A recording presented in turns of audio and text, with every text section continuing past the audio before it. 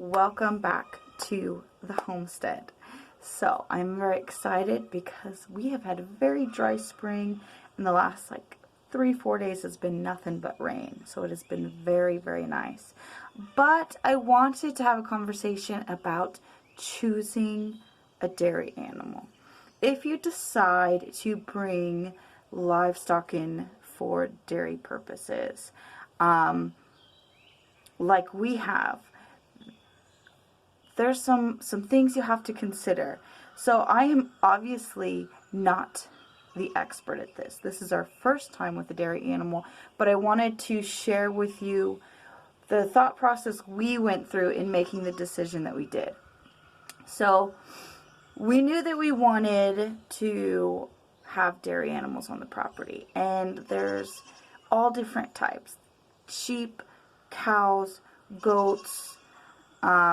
I've even heard camel, but that's kind of exotic for here. But so the things we took into consideration was, one, our experience. We have absolutely no experience with dairy, and so that played a huge part in our decision making, mainly based on the fact that we knew we wanted a small dairy animal. So then that cut it down into, okay, goats or miniature cows of some kind. The next thing we considered was simply the space available to us. We have only a couple of acres, and not only that, as you can see, most of it is wooded. So that really forced us into okay, well, grazers are obviously out of the question. So our property is not going to sustain sheep and certain types of cows. So that took our list down even further to where we were in between either a Highland cow, which is a smaller homestead cow that does well in cold climates, like here in Wisconsin, and they are very well known for being browsers, so the wooded area would be perfect for them, or a goat. So ultimately we chose to go with a goat because even the Highland cow being a small cow, it's still a very large animal. And as I said, we have no experience with dairy animals, and I wanted to ensure that whatever animal that we bring onto the property, I could manage myself. I would have the physical strength to steer the animal where I needed to go, to prevent the animal from going somewhere I didn't want it, and things of that nature. So we decided to stick with goats. So then, of course, you have this plethora of species and breeds of goats to choose from. So the next thing you have to consider is, what do you want to use your dairy for? Is it simply milk consumption, or is it like us? We use a lot of dairy products, cheeses, butter, yogurt, all that stuff. We use a lot of it in a month. And so the main reason we wanted to bring in a dairy animal was to help cut our dependence on the store system for those products. So when looking into the type of goat that you want, you need to consider butterfat content, because the fat in the content, the higher the fat content, the better it's going to be for your butters and your creams or your cheeses. At least that's what they say. That's what all the research has pointed to. So ultimately, we decided to go with the Nigerian Dwarf. So the reason for that is because it is the smaller breed. We can easily muscle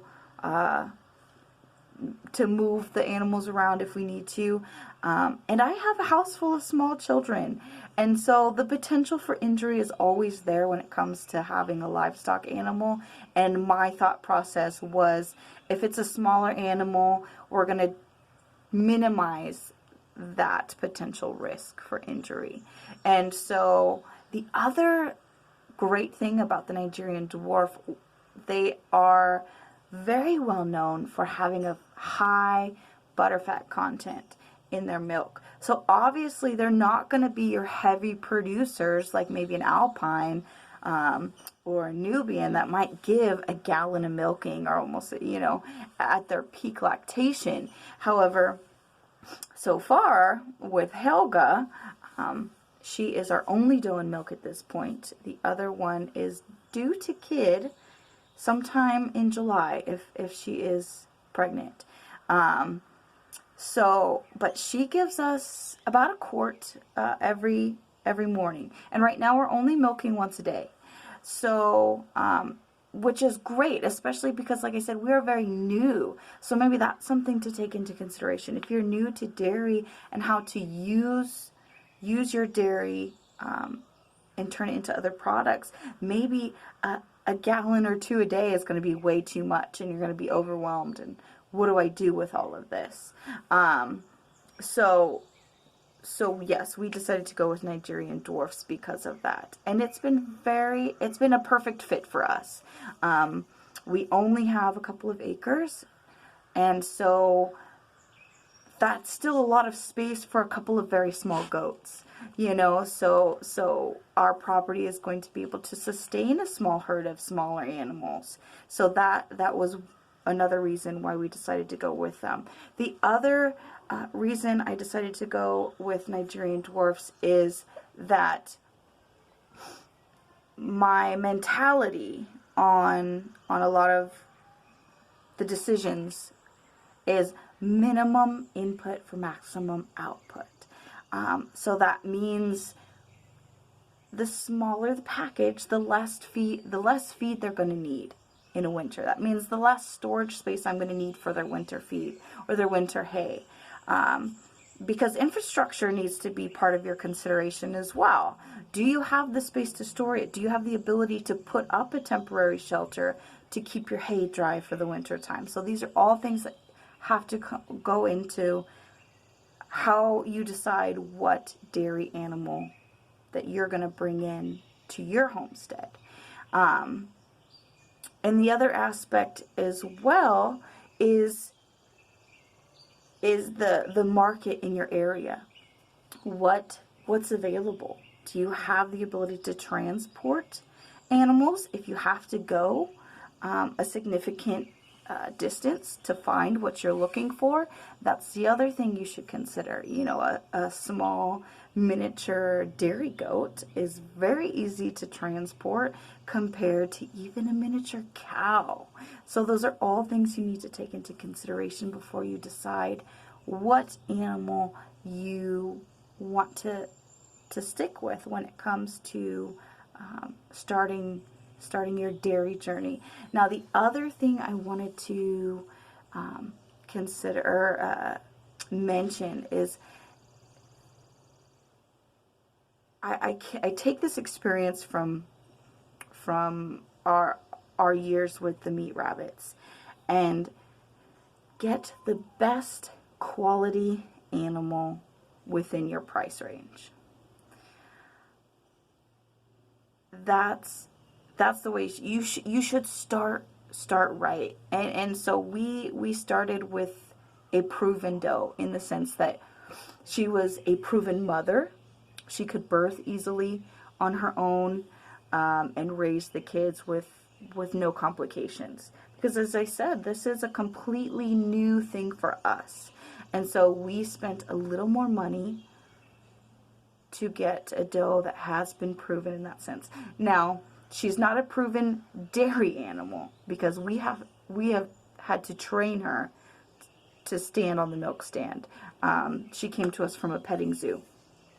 So, but for me, as the caretaker of these animals, it put my mind at ease knowing that she is an experienced mother and she knows what she's doing. And then you do your best to research what are warning signs for complications. And luckily, her birth went off without a hitch. Has a beautiful, beautiful kid. And it just, it makes it a little less stressful. It's still stressful because it's new and you don't know what to expect, but it did help a little bit in that sense. And it gave us the opportunity to start milking right away, to bring home pregnant animals. You could also bring home animals in milk. It is my understanding that the stress of the move could possibly affect their milk production. So we decided to go with just a pregnant animal. So that way we could get into the habit and training of milking right away.